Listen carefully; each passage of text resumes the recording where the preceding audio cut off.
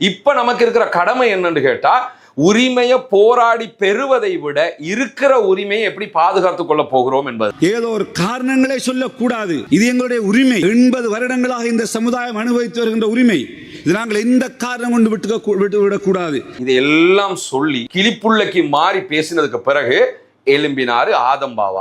இவர்கள் இன்று பாராளுமன்றம் வந்து தொடர்ச்சியாக அவர்கள் பிரதேசவாத, இனவாத, மதவாத அடிப்படையிலான அரசியலை செய்வதற்கு இன்னும் முயன்று கொண்டிருக்கின்றார்கள். எனக்கு என்ன நம்ம இவங்களுக்கு சொல்றதுன்னே புரிய மாட்டேங்குது.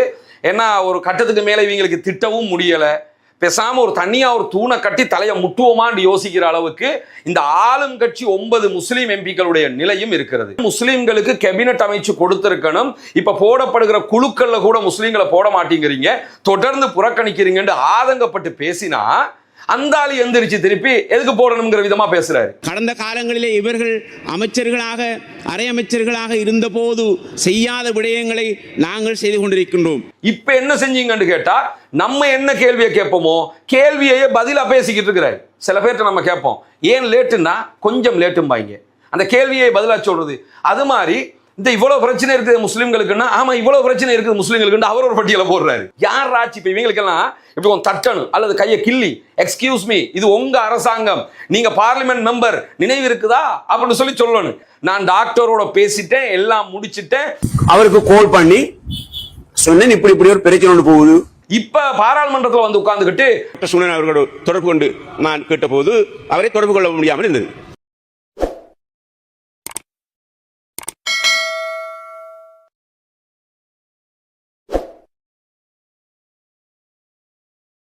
அன்புக்கினிய சகோதர சகோதரிகளை, நம் அனைவர் மீதும் ஏக இறைவனுடைய அமைதியும் கருணையும் உண்டாகட்டுமாக என்கிற உயரிய பிரார்த்தனைகளோடு ஒரு முக்கியமான உரிமை சார்ந்த விவகாரம் தொடர்பாகத்தான் இந்த வீடியோவில் நம்ம பார்க்க இருக்கு. இந்த வீடியோவை முழுமையாக பாருங்க. பார்த்ததுக்கு பிறகு உங்க கருத்துக்களை தாராளமா சொல்லுங்க. கருத்துக்களை சொல்வதற்கு முன்பதாக நம்ம எந்த கட்சி சார்ந்தவர்களாகவும் இருக்கலாம். ஒருவர் என்பிபிக்கு வாக்களித்திருக்கலாம், என்பிபியை ஆதரிக்கலாம், என்பிபிக்கு தொடர்ந்து சப்போர்ட் பண்ணலாம், அதுல எந்த பிரச்சனையும் இல்லை.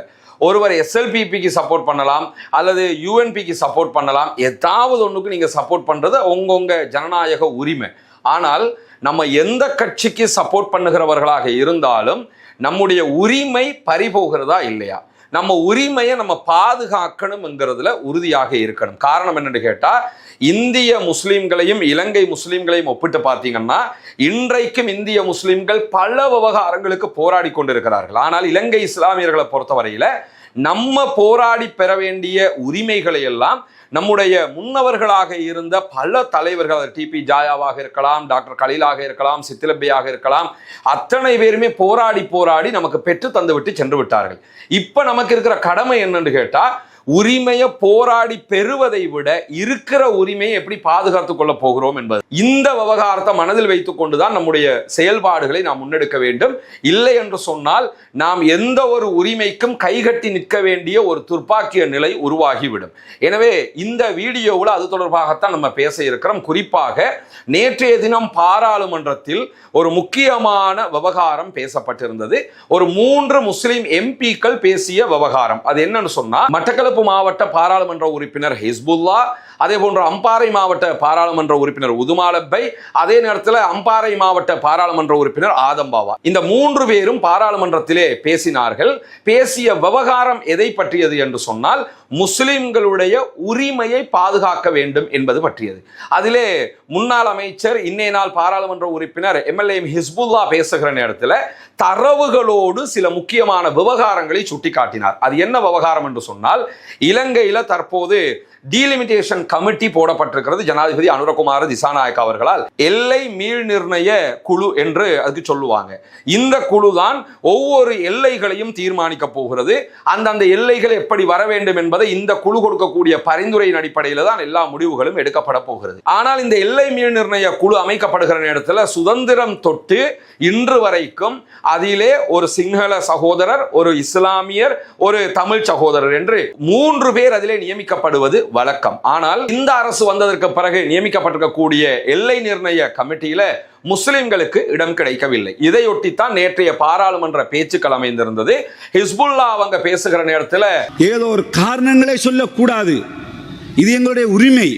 80 வருடங்களாக இந்த சமுதாயம் அனுபவித்து வருகின்ற உரிமை. இது நாங்கள் எந்த காரணம் கொண்டு விட்டுவிடக்கூடாது. குறிப்பாக இலங்கையினுடைய வரலாற்றில் அனைத்து ஜனாதிபதிகளுக்கு கீழாகவும் இஸ்லாமியர்கள் அமைச்சர்களாக இருந்திருக்கிறார்கள். DS Senanayake, டட்லி Senanayake, SWRD Bandaranaike, Sirimavo Bandaranaike, Chandrika Bandaranaike, R Premadasa, Mahinda Rajapaksa, Maithripala Sirisena, Gotabaya Rajapaksa, Ranil Wickremesinghe, இந்த அத்தனை ஜனாதிபதிகளையும் நீங்க எடுத்துக்கிட்டீங்கன்னா இவங்க அத்தனை பேருடைய ஆட்சிக்கு கீழாகவும் முஸ்லிம்கள் அமைச்சர்களாக, கேபினட் அமைச்சர்களாக இருந்திருக்கிறார்கள். ஆனால் முஸ்லிம்களுடைய பெரும்பாலான வாக்குகள் வித்தியாசத்துல வெற்றி அடைந்திருக்கக்கூடிய அனுரகுமார் திசாநாயக் அவர்களுடைய அரசாங்கம் மாத்திரம் முஸ்லிம்களுக்கு அமைச்சு பதவியை கொடுக்கவில்லை. 2 பிரதி அமைச்சு பதவி மட்டும்தான் கொடுக்கப்பட்டிருக்கு. அர்க்கம் இலியாஸ் இருக்கிறார், முனீர் முலஃபர் இருக்கிறார். இதை தாண்டி யாருக்கும் எந்த பதவிகளும் கிடையாது. இதற்கு சொல்லப்படுகிற பதில் என்னன்னு கேட்டா, முஸ்லிம்கள்ல அதுக்கு தகுதியானவங்க இல்ல, தகுதி வருகிற போது நாங்க கொடுப்போம் அப்படின்னு சொல்லப்பட்டு வருகிறது. இதை நேற்று பாராளுமன்ற உறுப்பினர் ஹிஸ்புல்லா பட்டியலோட சொல்லி காட்டினது மட்டுமில்லாம அந்த பட்டியலை சொல்லும் போதே என்ன சொன்னாருன்னா, கேபினெட்ல ஒரு அமைச்சர் இருப்பது முக்கியம், அப்படி அமைச்சர் இல்லைன்னா அது சமூகத்துக்கு மிகப்பெரிய இழப்பு, வரக்கூடிய இந்த மாதிரி கமிட்டி போடுறது அந்த மாதிரி விவகாரங்கள்ல எல்லாமே நம்ம புறக்கணிக்கப்பட்டு கொண்டே இருப்போம். அதை சொல்லிக் கொடுக்கறதுக்கு அந்த இடத்துல ஒருத்தர் இருக்கணும், எங்களுக்கு ஒரு அநியாயம் இழைக்கப்படுது, எங்க தரப்புல ஒருத்தர் இருக்கணுங்கிறத அந்த இடத்துக்கு ஜனாதிபதிக்கோ மற்றவர்களுக்கு உணர்த்துவதற்கு ஒரு ஆள் இருக்கணுங்கிற கருத்துப்பட அவர் அந்த செய்திகள் எல்லாம் பேசியிருந்தார். அதுல தொடர்ச்சியாக சில பேருடைய பட்டியலை போட்டு சொன்னாரு, ஆளும் கட்சியில் இருக்கக்கூடிய முஸ்லிம் எம்பிக்கள் இன்ன படிப்பு படிச்சவங்களும் இருக்கிறாங்கன்னு சில பேர் சொன்னாரு. இன்னும் சில பேர் சொல்லலை, ஏன்னா அவங்களுக்குரிய அந்த குவாலிஃபிகேஷன் நிஜமாகவே ரிட்டன் குவாலிஃபிகேஷன் எதுவுமே டாக்குமெண்டாக இல்லாமல் இருந்திருக்கலாம், அதுக்காக கூட சொல்லாமல் இருக்கலாம், அது பிரச்சனை இல்லை. ஆனா சர்டிபிகேட் அடிப்படையில் குவாலிஃபிகேஷன் அடிப்படையில் இருக்கக்கூடியவங்க இருக்கிறாங்க என்கிற பட்டியலையும் அவர் சொல்லி காட்டினார். ஏன் சொன்னார்னு கேட்டா, அப்ப நீங்க இவங்களுக்கு கொடுத்திருக்கலாம், இப்படி ஒருத்தரை உள்வாங்கி இருக்கலாம், தகுதி இல்லைன்னு நீங்க புறக்கணிக்கிறதா இருந்தா இப்ப அரசாங்கத்தில் இருக்கக்கூடிய அமைச்சர்கள் சில பேர் ஸ்கூல் போகாதவங்களே இருக்கிறாங்க, OLAL எழுதாதவங்க இருக்கிறாங்க என்கிறதையெல்லாம் அவரு சொல்லி காட்டினாரு. இதெல்லாம் சொல்லி காட்டினதுக்கு பிறகு ஹிஸ்புல்லா அவங்க முன்வைச்ச ஒரு முக்கியமான விஷயம் தான், இப்ப தற்போது எல்லை நிர்ணய குழு போடப்பட்டிருக்கிறது.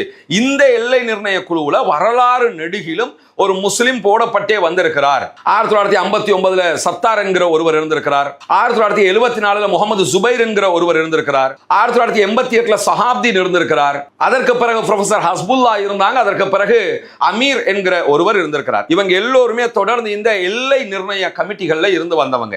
ஏன் இதுல ஒரு முஸ்லிம் போடப்படணும்னு சொன்னா, நமக்கு வடகிழக்குல காணி பிரச்சனை இருக்குது, வடகிழக்குக்கு வெளியில கொழும்பு வரைக்கும் உள்ள பல பிரச்சனைகள் இருக்கிறது, பிரதேச சபைகள், மாகாண சபைகள், எல்லைகள் பிரிக்கப்படுகிற போது நமக்கு எந்த பாதிப்பு வந்துடும், நமக்கு லாபம் வருதோ இல்லையோ பாதிப்பு வந்துடக்கூடாது என்பதற்காகத்தான் நம்மளை சார்ந்த ஒரு ஆளு நம்ம நியாயத்தை சொல்றதுக்கு இருக்கணும் என்கிற தேவை இருக்கிறது. இதையெல்லாம் சொல்லி கிளிப்புள்ளைக்கு மாறி பேசினதுக்கு பிறகு எழும்பினாரு ஆதம்பாவா.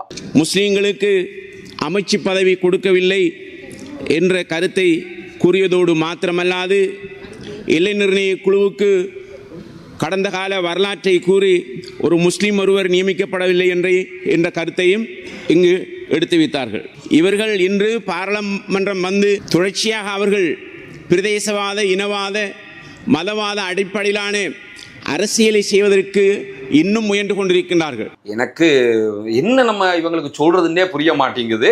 ஏன்னா ஒரு கட்டத்துக்கு மேல இவங்களுக்கு திட்டவும் முடியல, பேசாம ஒரு தனியா ஒரு தூணை கட்டி தலையை முட்டுவோமான்னு யோசிக்கிற அளவுக்கு இந்த ஆளும் கட்சி 9 முஸ்லீம் எம்பிக்களுடைய நிலையும் இருக்கிறது. அந்த அர்க்கம் இலியாஸை தவிர மற்ற எல்லாருமே செய்கிற வேலை எல்லாமே அந்த புடுங்குற ஆணியெல்லாம் தேவையில்லாத ஆணின்னு சொல்லுவாங்கல்ல, அந்த மாதிரி நேற்று முஸ்லிம்களுக்கு கேபினட் அமைச்சு கொடுத்திருக்கணும், இப்ப போடப்படுகிற குழுக்கள்ல கூட முஸ்லிம்களை போட மாட்டேங்கிறீங்க, தொடர்ந்து புறக்கணிக்கிறீங்கன்னு ஆதங்கப்பட்டு பேசினா அந்த ஆளு எந்திரிச்சு திருப்பி எதுக்கு போடணுங்கிற விதமா பேசுறாரு. எதுக்கு போடணும், எல்லாம் கரெக்டாக தான் போயிருக்குது, முஸ்லிம்கள் அமைச்சறதுக்கு அப்படின்னு சொல்லிட்டு என்னன்னா, அவங்க உங்களை போடாததுக்கு காரணம் தகுதியற்றவங்கிறாங்க, நாங்கெல்லாம் தகுதி இல்லாதவங்க தான்ங்கிற விதமாக இவர் பேசிக்கிட்டு இருக்கிறார். இன்னும் சொல்ல போனா எடுத்தெடுப்புக்கு எதை கேட்டாலும் என்ன சொல்லுவாங்கன்னு சொன்னா, போன அரசாங்கத்தில் நீங்கள் எல்லாம் இருந்தீர்கள், என்ன செய்தீர்கள், வாப்பா இதைத்தான் பேசி பேசி அவங்கள விரட்டி அடிச்சிட்டோம், அவங்கள விரட்டி அடிச்சு இப்போ உங்களை கொண்டு வந்திருக்குது, கொண்டு வந்தா நீங்க உட்கார்ந்துக்கிட்டு போன அரசாங்கத்தில் நீங்க என்ன செஞ்சீங்கன்னா அது முடிஞ்சிருச்சு, இப்ப நீங்க என்ன செய்றீங்கிறதான் நீங்க இப்ப பேசணும். இப்ப என்ன செஞ்சீங்கன்னு கேட்டா நம்ம என்ன கேள்வியை கேட்போமோ கேள்வியே பதிலா பேசிக்கிட்டு இருக்கிறார். சில பேர்ட்ட நம்ம கேட்போம் ஏன் லேட்டுன்னா கொஞ்சம் லேட்டும்பாங்க, அந்த கேள்வியை பதிலா சொல்றது.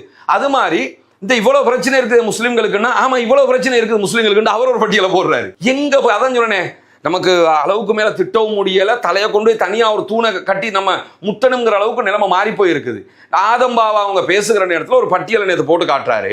போன அரசாங்கத்தில் குரான் பிரச்சனை வந்தது. இந்த குரான்களை இந்த மீளாய்வு குழுன்னு சொல்லி உலமாக்கள் ஒரு 7-8 பேர் உட்கார்ந்து சவுதியிலிருந்து அனுப்பப்பட்ட புனித குரான்களையே தடுத்து வச்சிருக்கிறாங்களா இல்லையா? இந்த தடை போன அரசாங்கம் இருக்கிற நேரத்தில் தடுக்கப்பட்டது. ஆனா இந்த அரசாங்கம் வந்து 2 வருஷமாக போகுது, இதுவரைக்கும் அதை ரிலீஸ் பண்ணல. அதை சொல்லி காட்டுறாரு, குரான் தடுக்கப்பட்டது இல்ல, நீங்க வந்து 2 வருஷம் ஆயிடுச்சுல, இப்ப நீங்க என்ன பண்ணிக்கிட்டு இருக்கிறீங்க? அந்த கேள்வி அவர் மேலே வருகிற நேரத்திலேயே போன அரசாங்கத்தில் இது நடந்தது என்று சொல்லிக்கிட்டு இருக்கிறார். நடந்தது, விரட்டி அடிச்சாச்சு. இப்ப நீங்க என்ன பண்ணினீங்க? போன கவர்மெண்ட் இருக்கும் போதே சுகாதார ஊழியர்களுடைய பிரச்சனை வந்தது. இப்ப கல்முனை ஹிஜாபு பிரச்சனை வந்ததா இல்லையா? இதுக்கு நிகராக ஆல்ரெடி சண்முகா வித்யாலயத்தில் போன கவர்மெண்ட் இருக்கிற நேரத்தில் ஃபஹமிதா டீச்சர் ஹிஜாப் அணிஞ்சு போன நேரத்தில் அவங்கள தடுத்தாங்க. அப்ப என்ன நீங்க செஞ்சுக்கிட்டு இருந்தீங்க என்று கேட்கிறாரு. போன கவர்மெண்ட்ல அவங்க ஒன்றும் செய்யலதான், அதனாலதான் அவங்கள கொண்டு வந்திருக்குது. போன கவர்மெண்ட் இருக்கிற நேரத்திலேயே ஃபஹமிதா டீச்சருக்கு எதிராக தமிழ் தேசிய கூட்டமைப்பின் செயலாளர் நாயகமாக செயல்படக்கூடிய முன்னாள் எம்பி சுமந்திரன் அவர்கள் ஆஜராகி இருந்தார்கள். நம்ம தரப்புல இருந்து ரவுஃப் ஹக்கீமே ஆஜராகி இருக்கலாம், ஆஜராகல. அதனால தானே விரட்டி அடிச்சது, அவங்களுக்கு அவ்வளவு பெரிய தோல்வியை கொடுத்தது, பின்னடைவை கொடுத்தது. முடிஞ்சு போச்சு இல்ல? திருப்பியே அவங்கள சொல்லி நீங்க செய்யாம இருக்கிறீங்க. நீங்க செய்யாம இருக்கிறதுக்கு காரணமா அவங்கள சொல்றீங்க. அவங்க செய்யலங்கிறதுக்கு தான் விரட்டி இருக்கிறோம். நீங்க ஏன் செய்யல அதுக்கு பதில் சொல்லணும். மகர பள்ளிவாசல் பிரச்சனையை சொல்றாங்க. அதுக்கு பிறகு நுரைச்சோலை சுனாமி வீட்டு திட்டம், அந்த வீடுகள் எல்லாம் கொடுக்காம இருக்குது, இதெல்லாம் போன கவர்மெண்ட் செஞ்சதுங்கிற. சரி, இந்த கவர்மெண்ட் வந்து 2 வருஷம், நீங்க இது வரைக்கும் என்ன செஞ்சீங்க? அவர் போய் பார்த்தாரு, இப்படி எடுப்புக்கு பின்னாடி கையை வச்சுக்கிட்டு அப்படி போய் காடு வந்திருக்குல்ல, விடலாம் அப்படியே இருக்குல்ல என்று பார்த்துட்டு ஒரு போட்டோ கண்டேன். இப்ப இல்ல, அது 6 மாசத்துக்கு முன்னாடி இதை ஆதம்பாவா போய் பார்த்துட்டு வந்தாரு. அதுக்கு பிறகு மகர பள்ளிவாசல் மூடி இருக்கிறதுங்கிறாரு. மகர பள்ளிவாசலை பத்தி பேசினா ஏற்கனவே பஸ்மின் ஆஜியார் என்ன சொன்னாரு? பார்லிமெண்ட்ல வந்து கம்பள எம்பி, இவர்கள் எப்பொழுது வந்தாலும் இந்த மகரை பள்ளியை பற்றி தான் பேசுவார்கள், அதை பற்றி தான் பேசுவார்கள், இதை பற்றி தான் பேசுவார்கள். இப்ப நீங்களே பேசுறீங்களே மகர பள்ளியை மூடி வச்சிருக்கிறாங்கன்னு. அது யார காலத்துல? இப்ப மூடப்பட்டிருக்கிறது யார காலத்துல? மூடினது அவங்க காலத்துல. 2 வருஷமா இன்னும் தொடர்ந்து மூடப்பட்டிருக்குது உங்க அரசாங்கத்துல. அதுக்கு நீங்க என்ன செஞ்சீங்கன்னு கேட்டா, ஆமா மகரப்பள்ளி மூடி இருக்குது அப்படிங்கிறாரு. மூடி இருக்குதுதான். யார் ஆட்சி? இப்ப இவங்களுக்கெல்லாம் இப்படி தட்டணும் அல்லது கையை கிள்ளி, எக்ஸ்கியூஸ் மீ, இது உங்க அரசாங்கம், நீங்க பார்லிமெண்ட் மெம்பர், நினைவு இருக்குதா அப்படின்னு சொல்லணும். அப்ப நம்ம பார்லிமெண்ட் மெம்பர்ல அடிக்கடி நினைவூட்ட வேண்டி இருக்குது இவங்களுக்கு. நீங்க ஆளுங்கட்சி எம்பி, எதிர்கட்சி எம்பி மாதிரி வந்து பேசிக்கிட்டு இருக்கிறாரு. அதே மாதிரி இந்த எல்லை மீள் நிர்ணய குழு சம்பந்தமாக பேசும்போது, இதை நேற்றும் நீங்கள் பாராளுமன்றத்தில் கேட்டீர்கள். பாராளுமன்றத்தில் எங்களுடைய பிரதமர் அழகாக தெளிவாக பதில் சொன்னார் அப்படிங்கிறாங்க. பிரதமர் அழகாக தெளிவாக என்ன பதில் சொன்னார் தெரியுமா? இதுக்கு தகுதியான ஆட்கள் இல்லைன்னாரு. அப்ப பாராளுமன்றத்தில் இருக்கக்கூடிய முஸ்லீம் எம்பிக்கள் 9 பேர்ல ஒருத்தர் கூட கேபினட்டுக்கு தகுதி இல்லை. சரி, நீங்க அத்தனை பேரும் தகுதி இல்லைங்கிறது பார்த்தா தெரியுதுதானே? இப்ப உங்களோட லட்சணம் நீங்க இந்த பேச்சிலேயே தெரியுது, நீங்க அதுக்குரிய ஆள் இல்லைங்கிறது. சரி, பிரதமர் வந்து என்ன சொல்றாருன்னு கேட்டா, இந்த மீள் நிர்ணய குழு அமைக்கிற போது அதற்கு ஏன் ஒரு முஸ்லிமை போடலன்னு, அதுக்கு டெக்னிக்கல் வாய்ஸாக அதற்கும் தகுதியானவர்கள் இல்லை. அதுக்கு தான் ஹிஸ்புல்லா என்ன செய்யறாங்க, உங்களோட பிரதமர் இப்படி ஒரு பதில் சொன்னார். ஏன் முஸ்லிம்களில் தகுதியானவர்கள் இல்லையா? பேராசிரியர் நௌஃபல் அவர்கள் இங்கே இருக்கிறார்கள். அவர் ஒரு மேப்பிங்லே இலங்கையிலே one of the expert, Peradeniya பல்கலைக்கழகத்துடைய சிறந்த ஒரு பேராசிரியர், அப்படியானவர் இருக்கிறார். அதே போன்று நிர்வாக உத்தியோகத்தர்கள் என்று வருகின்ற போது முன்னாள் செயலாளர் சிரேஷ்ட கடைசியாக கடந்த 2-3 மாதங்கள் வரையும் விஞ்ஞான தொழில்நுட்ப அமைச்சினுடைய செயலாளர் கடமையாற்றிய ஷேக் நவவி அவர்கள் இருக்கிறார்கள். முன்னாள் இந்த ஆணைக்குழு கடமையாற்றிய செயலாளர் அமீர் இருக்கிறார். இப்படி பலர் இருக்கிறார்கள். நீங்க இதுல கூட எங்களுக்கு தகுதி இல்லை என்று சொல்றீங்களே என்று பதிலும் சொன்னார். இவர் வந்து உட்கார்ந்துகிட்டு எங்களுடைய பிரதமர் மிக தெளிவாக அழகாக பதில் சொன்னார். எப்படி பதில் சொன்னாரு? உங்க யாருக்கு முஸ்லிம்கள் யாருக்குமே இந்த குழுவுக்கு வர்றது கூட தகுதி இல்லைன்னு சொன்னாரு. இது நீங்க தகுதி இல்லைங்கிறது எங்க எல்லாருக்கும் தெரியும். ஆதம்பாவாவுக்கு தகுதி இல்லை, அஸ்லமுக்கு தகுதி இல்லை, ரியாஸ் ஃபாரூக்கு தகுதி இல்லை, பஸ்மின் ஆஜியாருக்கு தகுதி இல்லை, இது எங்களுக்கு தெரியுமே. ஆனா இப்ப எப்படி ஆயிடுச்சுன்னு கேட்டா, முஸ்லிம்களை எவனுக்குமே தகுதி இல்லை என்கிற விதமாக பேச தலைப்பட்டிருக்கிறார்கள். இது எப்படி நியாயமாகும்? நம்முடைய உரிமைகள், காணி பிரச்சனை இருக்குது, எல்லை பிரச்சனை இருக்குது, இந்த அத்தனை பிரச்சனைகளுக்கும் எப்ப தீர்வு எடுக்க போறீங்க? இது மிகப்பெரிய ஒரு பிரச்சனையாக நமக்கு வந்து நிக்காதா? நம்ம இருக்கிற உரிமைகள் எல்லாம் இழந்துகிட்டு போறோமே. இழந்துகிட்டு போகும்போது கூட ஆமா இழக்கிறோம் தான், கண்ணுக்கு முன்னாடி தெரியுது, ஆனாலும் அது கவர்மெண்ட் அது சரியா தான் செய்கிறது என்று திரும்ப திரும்ப சொல்றீங்களே. இது கடந்த அரசாங்கத்தில் இருந்த முஸ்லிம் எம்பிக்கள் செய்த துரோகத்தை விட நீங்கள் செய்கிற துரோகம் அதை விட அதிகமானது. பார்க்கிறதுக்கு கேவலமா இருக்குது. பார்க்கறதுக்கு அசிங்கமா இருக்குது, எரிச்சலா இருக்குது. ஏன் இப்படி நடக்கிறீங்க? உங்களுக்கு இந்த சமூகம் போராடி பெற்ற உரிமைகளை பற்றிய பெருமதி ஏன் தெரியாமல் இருக்கிறது? உதுமாலப்பை எறும்பி இன்னொரு பட்டியலை போட்டார். கிளீன் ஸ்ரீலங்கா கமிட்டி உண்டு அமைச்சியல். அதிலும் இந்த நாட்டிலே வாழ்கின்ற முஸ்லிம்களுடைய ஒரு பிரதிநிதி இல்லை. கல்வி மறுசீரமைப்பு ஒன்றை உருவாக்கினீர்கள், அதிலும் கூட முஸ்லிம் பிரதிநிதிகள் இல்லை. ஒரு துருக்கி தொப்பிக்காக போராடிய சமூகம் இது. தொப்பியை போட்டுக்கிட்டு அட்வொகேட் அப்துல் லத்தீப் நீதிமன்றத்திற்கு போகிறார். பிரிட்டிஷாருடைய ஆட்சி காலம், அந்த நேரத்தில் தொப்பியை போட்டுக்கிட்டு நீங்க வாதாடக்கூடாது நீதிமன்றத்தில் என்று சொல்லி அன்னைக்கு இருந்த நீதிபதி லயட் சொல்லுகிறார். லயட்டுக்கு எதிராக சட்ட போராட்டம் நடத்துகிறார்கள். கொலம்போ ஜாகிரா மைதானத்தில் 30,000க்கு மேற்பட்டவர்கள் அன்றைய நாட்களிலேயே குழுமினார்கள். எங்கள் உரிமை, ஒரு தொப்பி போட்டுக்கிட்டு வாதாடுறது உரிமை என்று சொல்லி 30,000 பேர் கொழும்புல ஆர்ப்பாட்டத்துக்கு வந்திருக்கிறான் இந்த சமூகத்தினுடைய உரிமைக்காக. அப்படி போராடியும் கிடைக்கல. நாட்டின் 30 தலைநகரங்களில் போராட்டங்கள் வெடித்தது. அன்னைக்கு சோசியல் மீடியா இல்ல, அன்னைக்கு Facebook, ட்விட்டர், இன்ஸ்டாகிராம் ஒன்னும் கிடையாது. அன்னைக்கு இருந்தது இஸ்லாம் மித்திரன் என்கிற பேப்பரும் முஸ்லிம் நேஷன் என்கிற பேப்பரும். அந்த பேப்பரை வச்சு தான் அன்றைக்கு இருந்த நம்முடைய தலைவர்கள் இந்த போராட்டங்களை நடத்தி கடைசியில முடியாம பிரித்தானியாவுக்கு போய் லண்டன்ல சுப்ரீம் கோர்ட்ல வழக்கு போட்டு அதுல ஜெயிச்சு அந்த உரிமையை நமக்கு கொண்டு வந்தாங்க. இன்னைக்கும் ஒரு முஸ்லிம் லாயர் நினைச்சா துருக்கி தொப்பியை போட்டுக்கிட்டு போய் சட்டத்தரணியாக கோர்ட்ஸுக்குள்ள வாதாட முடியும், யாரும் தடுக்க முடியாது. இப்படி ஒரு துருக்கி தொப்பிக்காக இவ்வளவு போராட்டம் செஞ்சிருக்கிறோம். இன்னைக்கு என்ன செஞ்சாலும் நீங்கள் இனவாதியாக பேசுகிறீர்கள். முஸ்லிம்களுக்கு என்று நீங்கள் பேசினால் இனவாதி, மதவாதி. இது எங்க உரிமை. உரிமையை கேட்கறது எப்படி இனவாதமாகும்? எங்களுக்கு கிடைக்க வேண்டியது ஆல்ரெடி கிடைச்சது, அதை இழக்க போறோம். அதை கேட்டா இவ்வளவு காலமா வேற யாரோ நம்மளை இனவாதி இருந்தான். நீங்க இனவாத ரீதியாக பேசுகிறீர்கள், மதவாத ரீதியாக பேசுகிறீர்கள். இப்ப ஆளுங்கட்சியில இருக்கிற முஸ்லிம் எம்பிக்களை உட்கார்ந்துகிட்டு நீங்கள் இனவாத ரீதியாக பேசுகிறீர்கள், மதவாத ரீதியாக பேசுகிறீர்கள். சரி, இப்ப நீங்க ஹிஜாபுக்கு கொடுத்த முடிவு மட்டும் என்ன முடிவு? அந்த ஹாஸ்பிட்டலுக்கு போனவங்களை இந்த ஹாஸ்பிட்டலுக்கு போங்க. நீங்களே சேக்குலர் அடிப்படையில் இந்த ஹாஸ்பிட்டலுக்கு அனுப்பக்கூடாது. அப்ப அஷ்ரப் மெமோரியல் ஹாஸ்பிட்டல்னா முஸ்லீம் ஹாஸ்பிட்டல், மற்ற ஆதார வைத்தியசாலைன்னா தமிழர்களுடைய மருத்துவமனைங்கிற ரீதியாக தானே இப்ப ஆக்கி வச்சிருக்கிறீங்க. அப்ப இதுக்கு கூட ஆதம்பாவா என்ன பேசினார் தெரியுமில்ல? என்ன சொன்னாரு? நான் பேசிவிட்டேன், டாக்டரோடு பேசிவிட்டேன், அவர் போனை ஆன்சர் பண்ணாரு, அவரோட பேசி நாளைக்கு வேலைக்கு அனுப்புங்கன்னு சொல்லிச்சோம். எல்லாம் நடந்துருச்சு, யாரும் யோசிக்க தேவையில்லைன்னு சொல்லி பெரிய பேச்செல்லாம் பேசினாரு. இந்த பாராளுமன்றத்தில் உட்கார்ந்துகிட்டு என்ன பேசுறாரு தெரியுமா? நான் டாக்டருக்கு கால் பண்ணா அவர் ஆன்சர் இல்லைங்கிறாரு.